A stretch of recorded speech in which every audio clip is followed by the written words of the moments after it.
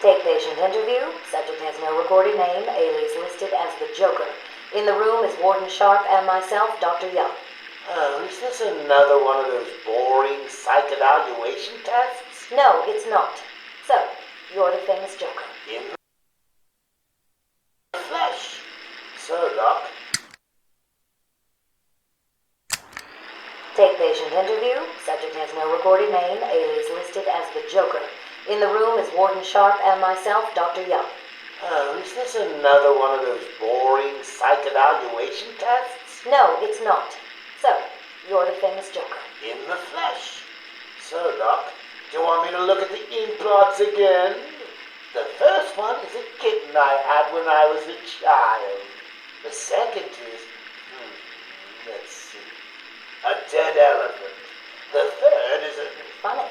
Now let's skip the jokes. Skip the jokes? Hey, Sharpie, didn't she get my permanent record? Be quiet, clown. Every doctor that has ever interviewed you claims a different type of psychosis. Everything from multiple personality disorders to, well, the list is endless. I do my best. Well, I don't believe it. Anything can be cured given the correct treatment. And you think you can cure me? Oh, I know I can.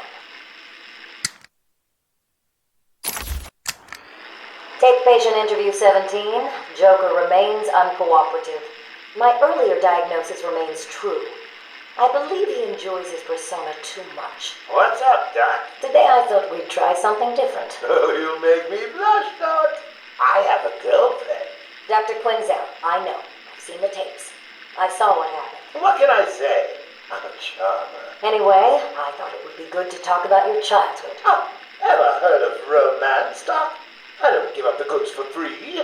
You'll have to try harder. What are you hiding? Didn't you hear me? You scratch my back, Doc, and, well, I won't have you wrapped in plastic and left in a gutter. Take patient interview 20. Joker is more interesting than I originally believed.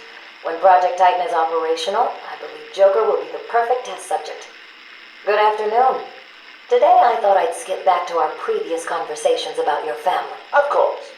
I was born in a small fishing village. I always wanted to join the circus, but my father wouldn't really let me. I don't believe you. My father was a cop. 1 week from retirement when the mob... I've seen the movie. What are you scared of? Scared? Yes, scared. There's obviously something.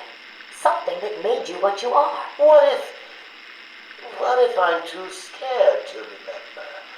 It hurts too much. Then I can help you. These are the private notes of Dr. Young. Titan is a success. Even my funding worries have been solved after the unexpected donations from Mr. White. Joker has also shown a remarkable interest in the possibility of a cure. Once the protein bonding process is finalized, I will... Dr. Young, you ready? Oh, yes, come in. You'll hurt my feelings, Doc, keeping me waiting like that. Sit down. You can leave us. You sure? We're fine. Aren't we, Joker? Oh, yes. Well, if you insist.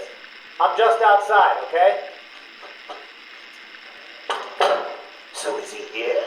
Did your patient X arrive? Yes, I must say progressing more rapidly than I expected. But enough of that. Let's talk about you. No.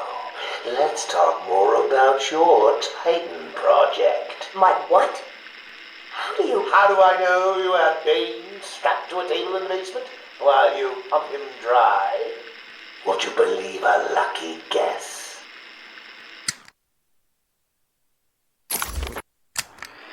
I've been a fool. Joker was behind it all. He's Jack White. He gave me the money, pulled the strings to release Bane. How could I not have seen it? He's been blackmailing me. He has a crazy plan to create an army of monsters. I want out, but... Hello? Hello? Dr. Young's office. Please hold for Mr. White. What? Hello, Doc. We need to talk. I'm not doing it, Joker.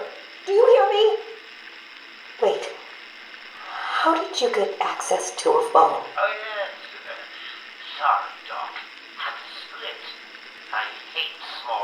fine spaces reminds me of my childhood. Another lie? Who knows? I certainly don't, but let's not get distracted with details.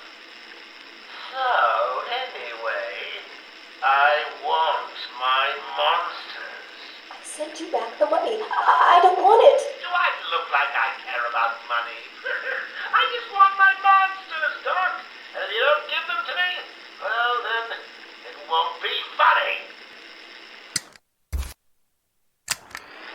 Is he here yet? You're kidding me, right? That thing's not a man. My God! Hello. My name is Dr. Gretchen Whistler. Do you understand me? Yeah, I hear you, bitch. So when's dinner? I'm getting hungry. Taped patient session 2. Patient name Waylon Jones, a.k.a. Killer Croc. So, is this the part where you try and reason with me? Find out why I did it, Doc. We're here to help you, Mr. Jones. You got a cure for me then, Doc? Can you make me normal? Normal is a poor choice of words. No one's really normal, are they? Figured as much. So, how about this, Doc? You let me go now, and I won't eat you. You don't really eat people. It's just an urban myth. Oh, you think? Keep believing that, Doc. Sit down and shut up! You think I'm scared of you, Cash? I've got your scent. You're... And I've got yours too. Know what? It stinks! Carry on, Doc. Please don't do that again, Mr. Cash. It's not helping. I'm sorry about the comment, but what can we do if you insist on hospitalizing 3 dogs? Strap on whatever you like, Doc. This thing just tickles. I'm happy to wait here. Wait for the bat. He'll be back, and I'll kill him. Then Cash. Then you. In your dream. Now get up. Now!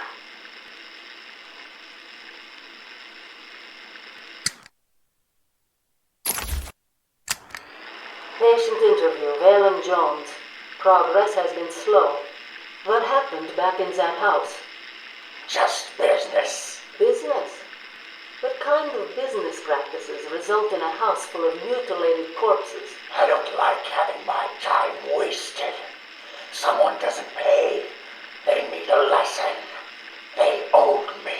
So you killed them, tore up their bodies. The police never found all the pieces. They should have looked in the sewers. Are you saying you hid them there? After a while. Usually takes about 8 hours. Time to go, Croc. Get up! Patient interview. Waylon Jones, a.k.a. Killer Croc. Last night, the patient was pacified after a breakout attempt. Guard Aaron Cash is in hospital. Reports state that the patient attacked Cash and in the struggle consumed his left hand. Cash is lucky to be alive. He lost a lot of blood. Me too. I nearly choked on that bony hand of his. That's disgusting. He could have died. He's just food to me. And once I get a taste, I want the rest of the meal. You know what I mean. Get him out of here. Now.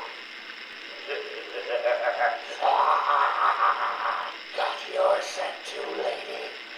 I'll see you around. Tick tock, tick tock.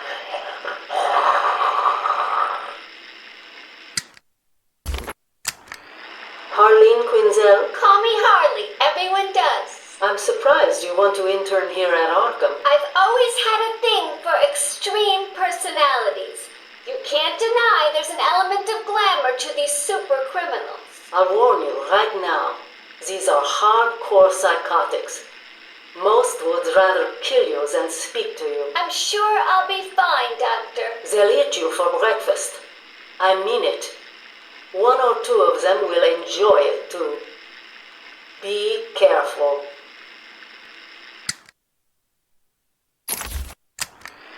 Patient interview number 1. So I'm your first, am I, Toots? Well, you know what they say. You never forget your first time. I'll try to make it memorable for you. Oh, you already have. Tell me, why do you do the things you do? Why do you think I do it? Fame, notoriety, a desire to stand out from the crowd, a wicked sense of humor. You're good. How did you figure me out, Doc? I've had doctors poking around in here for years, and no one was as astute, and if you don't mind my saying, beautiful as you. Really? You're just playing with me. Well, you'll never know, will you? Unless... Unless what? Tell me.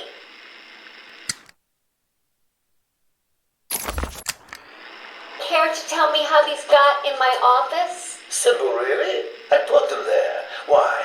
You don't like flowers? I think the guards would be interested to know you've been out of your cell. Oh, if you really were going to tell, you already would have. How do you know I haven't already? You know, sweet, I like you. I really do. Even your name. Rework it a bit and we get... Harley Quinn, like the clown. I know, I've heard it before. It's a name that puts a smile on my face. It makes me think there's someone here I can relate to. Someone who might like to hear my secrets. Really? Go on. Not here, my dear. Too many ears and eyes. Come back tonight. I'll be ready for you.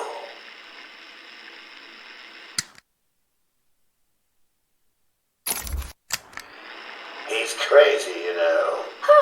Batman? No, Santa Claus. Of course, Batman. Always Batman. I've seen it in his eyes. Screaming mad stalkers. And dishonest. Hiding his face behind a fright mask. Well, no masks for me. I have nothing to hide. I laugh at the cruel absurdity of the world. But Batman, he's got them all fooled. He's made them think he can make a difference, that he can actually make things better.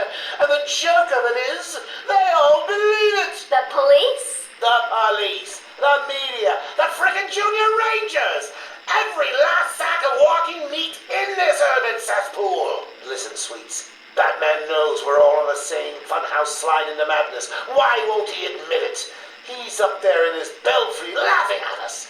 And the real gag is the miserable liar is allowed to run free while I'm in here. That's really incisive. Then you understand, don't you?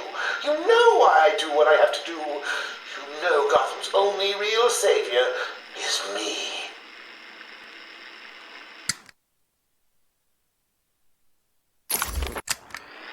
I got what you wanted.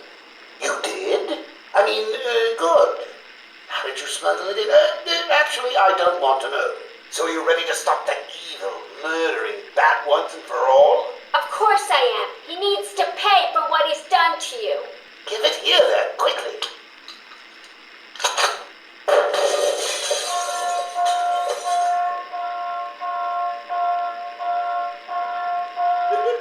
Come on, Doc. We've got ourselves a bat to kill. Doc's outputting. Say hello to your new and improved Harley Quinn.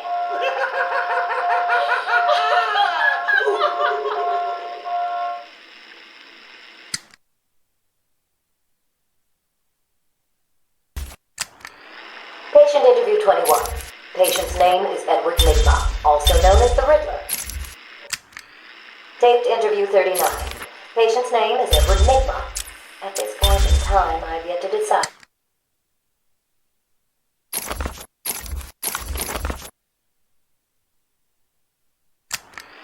Patient interview 21. Patient's name is Edward Nigma, also known as the Riddler. So, Edward, Warden Sharp tells me you've been leaving threatening riddles scrawled on the asylum walls. Again. One would have to be severely paranoid to read threats into harmless riddles, Dr. Young.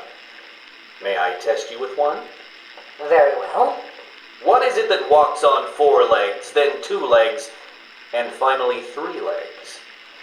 A human being. As a baby, it crawls on 4 legs. As an adult, it walks on 2.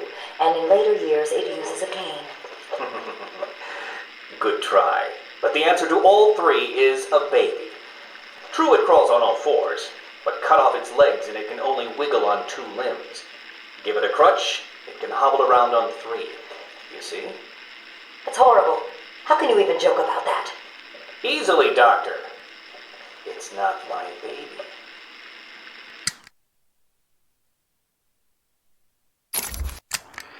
Taped interview 39. Patient's name is Edward Nigma. At this point in time, I've yet to decide if Mr. Nigma is a suitable candidate for the Titan process. I'd like to talk about your childhood. Miserable. Next. By all accounts, that is where your fascination with riddles began. I believe discussing those years could explain your compulsive behavior. Very well.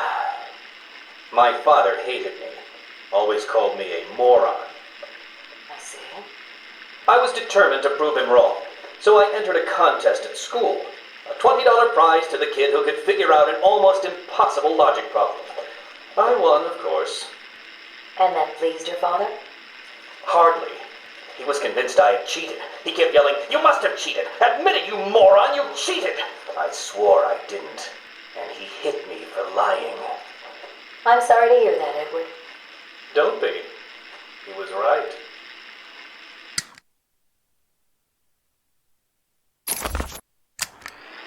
Patient interview 44. This is yet another interview with Edward Nigma. I have yet to make up my mind whether he's a genius or just deluded. Whichever one he is, just being in his company is both irritating and exhausting. Hello, Miss Young. You look tired. Anything you need my help with? No, thank you, Edward. I am here to help you. We all are.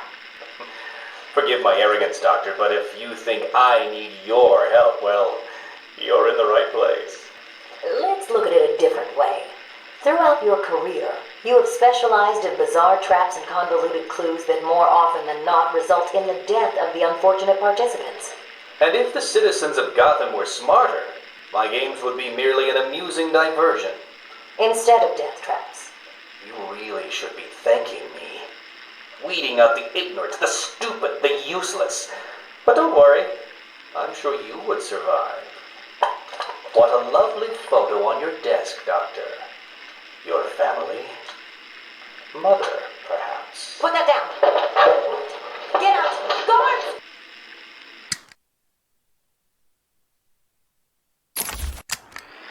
Let's discuss your obsession with Batman. Hardly an obsession, Miss Young. I simply feel an obligation to expose him. You know who he is? More important, I know what he is. What do you mean? It's obvious. The mask, the weapons, the scare tactics. He's a criminal. No different than Joker, Two-Face, or myself. Most people consider him a hero. Most people are idiots. They can't see Batman for the villain he is. Riddle me this! How did he get his car and his gadgets? I don't... With money stolen from the criminals he defeats. Why does Gordon turn a blind eye to his antics? Batman bribes him. The answers are right in front of your stupid, gawking face. Edward, please, calm down. Wake up, Gotham! No sane, law-abiding man does those things. No one's that selfless. Batman is as vile as they come. Security! Security!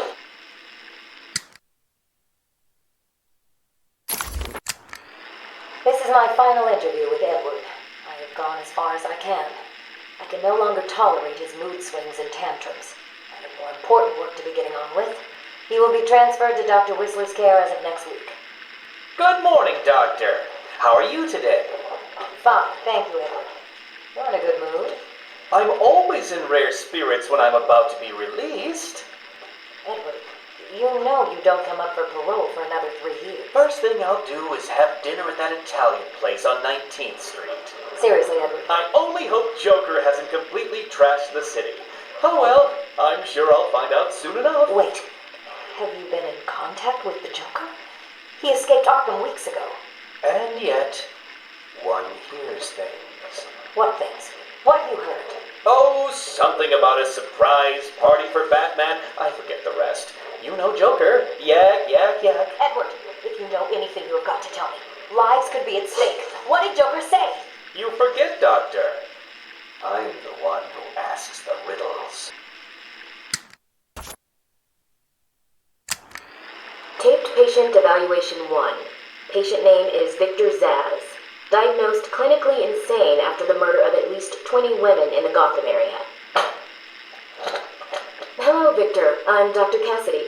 Seeing as this is our first session, let's spend some time getting to know each other. I don't need to know you, Miss Cassidy. Everything is meaningless. Don't you think that's a very negative outlook on life, Victor? You've no doubt read my file. Yes, I have. It says you come from a wealthy family, that your parents died, how you lost all the money gambling. And none of it matters. Why do you keep saying that, Victor? Because the only thing that does matter is the mark. Have you seen my work, Miss Cassidy? If you're referring to the marks on your... Of course I mean my tally marks. And I have a space for yours. Do you want to see where?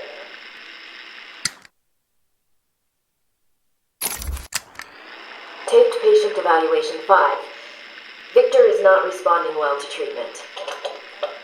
Victor, yesterday we spoke about the people you killed. Ah, the zombies. They are all people, Victor. They are zombies.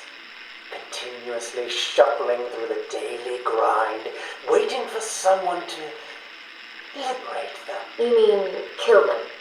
The police report states that you've murdered, or liberated if you like, 20 young women in the last 3 months.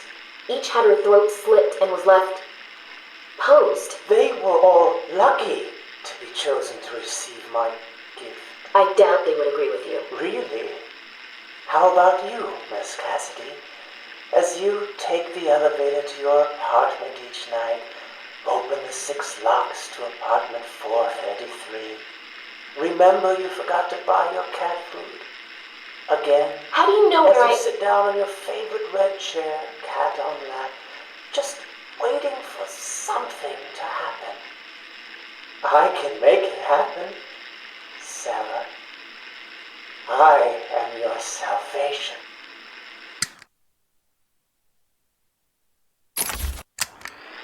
Patient's name is Victor Zsasz.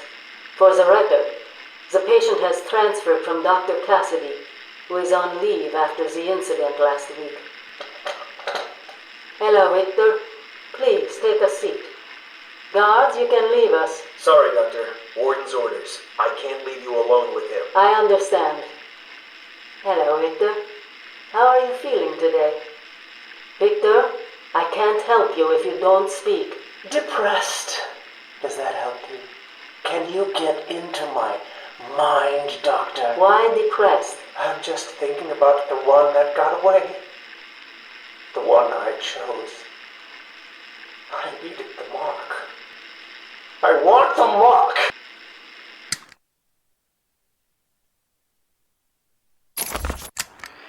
Victor has been more subdued recently.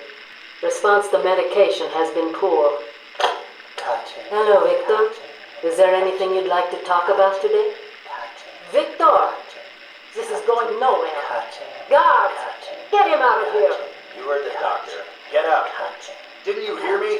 He's got a knife! Ah! Get a try, get him! Get a try, get him! Oh, God! He's on Bill! He's cutting him! Get him off! Get him off! We need help here!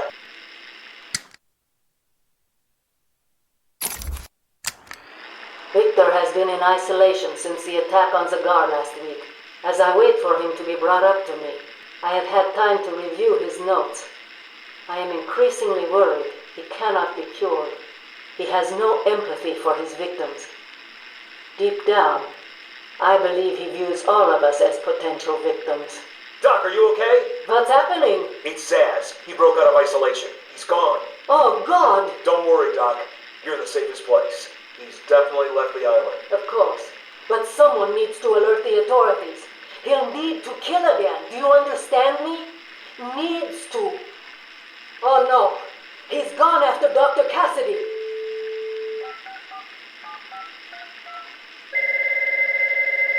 Hello? Sarah, it's Gretchen. Listen to me. For the love of... Hold on, there's someone at the door. Sarah, do not answer the door. Can you hear me? Do not answer the door. It's Zsasz. He's free.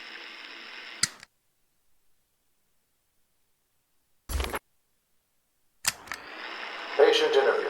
Pamela Lillian Isley, November 12th, 11:33 a.m. Good morning, Pamela. How are you today? Fine. Today is a special day. What do you mean? This is the anniversary of my new life. When I found my true self, my destiny. Are you referring to the event with Dr. Woodrow? Yes. What else? Of course, at the time, I thought Jason had poisoned me. But in retrospect, he did me a huge favor. And why do you believe what he did has helped you? He showed me the bigger world. A world I should protect.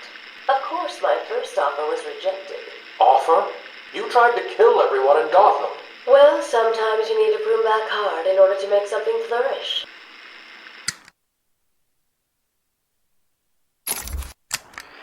Patient interview.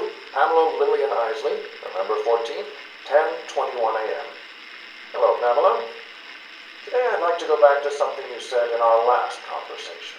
Ask me anything you like. You said your first offer to help Gotham was rejected. How can you possibly believe that? What do you mean?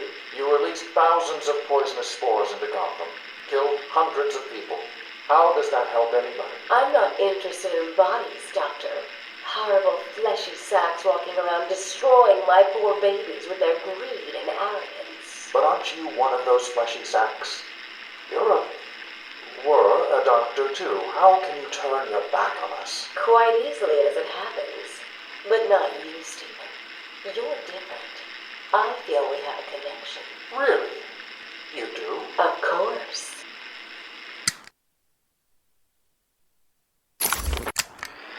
Pamela, I got you what you asked for. Do you like it? Oh, yes, Stephen, I love it. Such a beautiful flower. Do you mind if I keep it? Oh, no, Pamela, I can't leave it. It's against all the rules. I'll just bring it and show it to you when I visit. But it's me, Stephen. I get so lonely on my own. You wouldn't want me to be lonely, would you? No, of course not. Keep it. Just don't let anyone see. Really, no one. You can trust me, Stephen. Thank you. Now give me a kiss. I can't. People will see. No one's watching. What's wrong with you? Don't you love me? Call me Ivy. Of course I love you.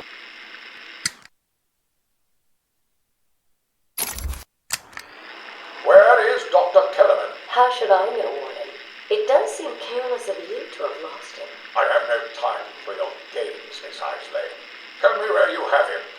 We have security footage of you and him leaving your cell last night. So, Do I need to spell it out? We know you hypnotized him, or whatever it is you do. We know he took you somewhere, but conveniently, security cameras across the island were mysteriously covered by leaves and flowers at 3 a.m. Now tell me what it is. I'm not saying a word unless you do exactly what I tell you to do.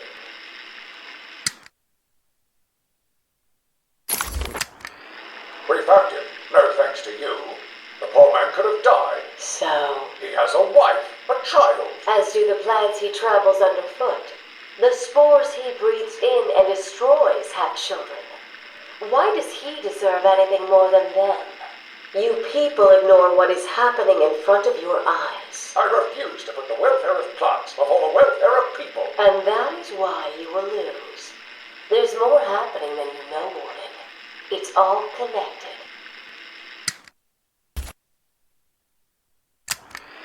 Patient interview 1.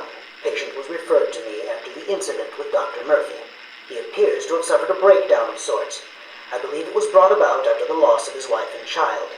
As yet, the patient has been unable to speak. Continued observation shows little mental activity. It's as if the shock of what he saw triggered his mental collapse. There's someone in here! It's him. We found him. Break down the door! Note to self, as ever, it is difficult to continue my research under such conditions. Step away from Dr. Combs! Now. Get down on the ground! We found them. Someone get a medic. Oh, God, what's he done to him?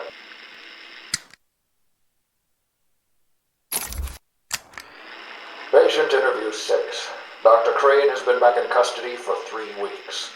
Regular sessions have been inconclusive. I am not sure he is actually insane. Good evening, Stephen. How are you tonight? I'm conducting the session, Jonathan. Of course. If that helps you cope, I wouldn't have it any other way. Let's talk about the events 3 weeks ago. What did you think you'd achieve? Dr. Murphy is still in therapy. I wanted to understand him. His personal demons, his fears. It's all quite fascinating, really. But you were a respected doctor. A brilliant mind. Now just another resident in Arkham. Can I have a drink? A strong one? This kind of question bores me. I'm afraid not. Interesting choice of words, Doctor. Tell me, what are you afraid of?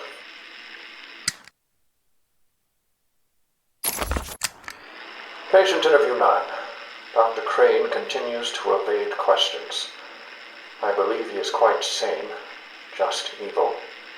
He takes no interest in the people he has hurt. His research appears to be the only motivating factor in his life. What is it about fear that drives your obsession? Fear drives everything, Stephen. Everything. Your life is governed by fear. Every decision you make is a product of that fear. Don't be ridiculous. You married your wife, Margaret, isn't it? Because you were scared of dying alone. You have children because you're scared of leaving nothing behind that really matters. You go to the doctors because you're scared of dying. Do I need to go on? No. I think that will be all for today. Guards?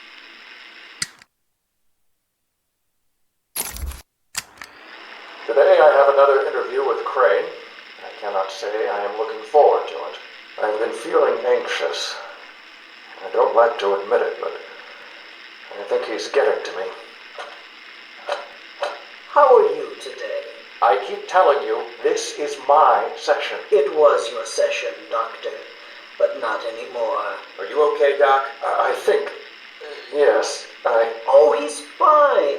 Just questioning his grip on reality. You should be doing the same any second. Mom? Is that you? Wait, what are you doing? Get off of me. Help! I need help here! I can't breathe! Like I said, you're all part of my experiment now.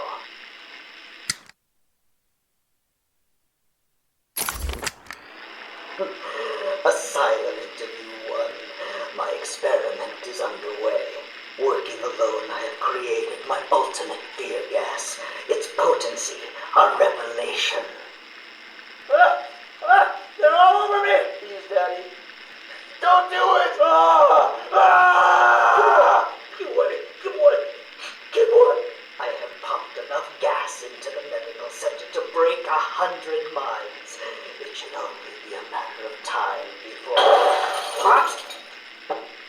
Give it up. Now! How are you still standing? How come it's not affecting you? Who says it's not? I knew it. What was it like? What have you seen? Officer Cash, get this formula to the air conditioning system now. You failed, Crane. Again. I've been working with Dr. Keller in creating an antidote to the toxins in your cologne. He fooled you, Crane. How does that make you feel? Threatened? Humiliated? Scared? I am the spirit of Amadeus Arkham. Through my actions, I have saved this cursed city, though my own curse is to forever remain in the shadows. My story is carved into the very soul of Arkham, and will only be revealed to those dedicated enough to discover it. My family's blood ran through the heart of Gotham. We were doctors, politicians, and teachers. We have been the organ cleaning the arterial filth from the city. We have been its servants, giving all to protect it. And still it has chosen to hurt us. As Gotham's veins slowly filled with pain and suffering, the effects were felt everywhere. My father fell first, infected by some foul disease. My mother lived on, but only in a dream. I returned to the family home to care for her, where she remained in her bed for as long as her body continued to breathe. Her tears kept me awake at night. My journey lasted little over a month. Visiting academics in both Metropolis and Keystone, I was exposed to a wealth of new ideas. I began my day returning home in good spirits, eager to see my wife and family. I ended it kneeling in their blood, broken fragments of my life pouring through dripping red fingers. I returned to my work, but I could not shake the pictures from my mind. I should have been repulsed, but I was more eager than ever to find an explanation for why someone would do this. They brought the animal before me, shameless and barking like a mad dog. For what felt like days, I endured his boasts. He took pleasure recounting his actions, cataloguing his depraved crimes. What should have been revenge turned to pity. This poor dog needed my help. The island changed little over the years. Its reputation was in tatters, but I vowed to fix it. As the buildings were rebuilt, I saw the future, a bright, wonderful future. New brick, metal and paint covered old wounds. Fresh blood was injected into the body. Bright new minds came, and all swore to uphold our promises. We all knew we were the ones to fix this city, and the city would thank us. My family's killer stood in front of me. Years of therapy have deemed him sane. I was proud to see him walk free. In exchange for his liberty, the state required only a signature. He talked about wanting to walk in a park, how he longed to feel fresh air on his face. And then he took my father's fountain pen and killed my secretary. As he was subdued, he screamed out, pleading for forgiveness, for pity. But I had none.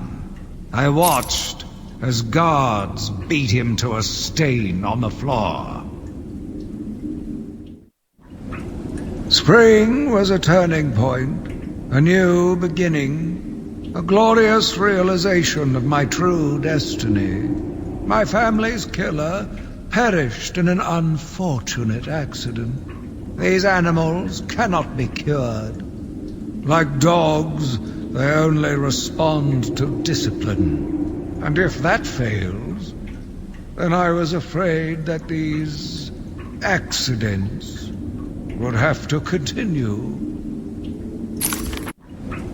I took a walk around my island. I passed by the penitentiary and felt nauseous at the thought of the filth it contained. I looked out over the Gotham Bay, and in the distance I saw lights, No doubt boats bringing more filthy degenerates to my city.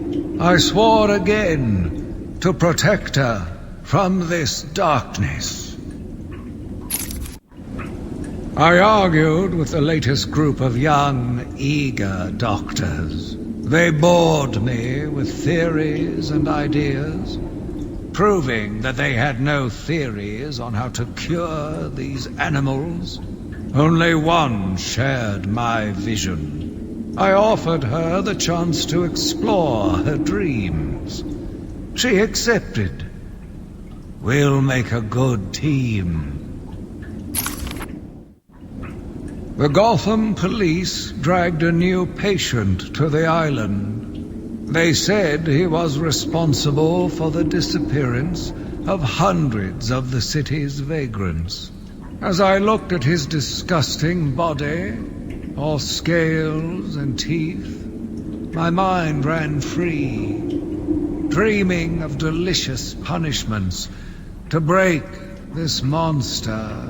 Doctors gathered around, poking it, examining, but only I knew what would cure him, once and for all. The beast was too strong. His animal savagery nearly cost me my life.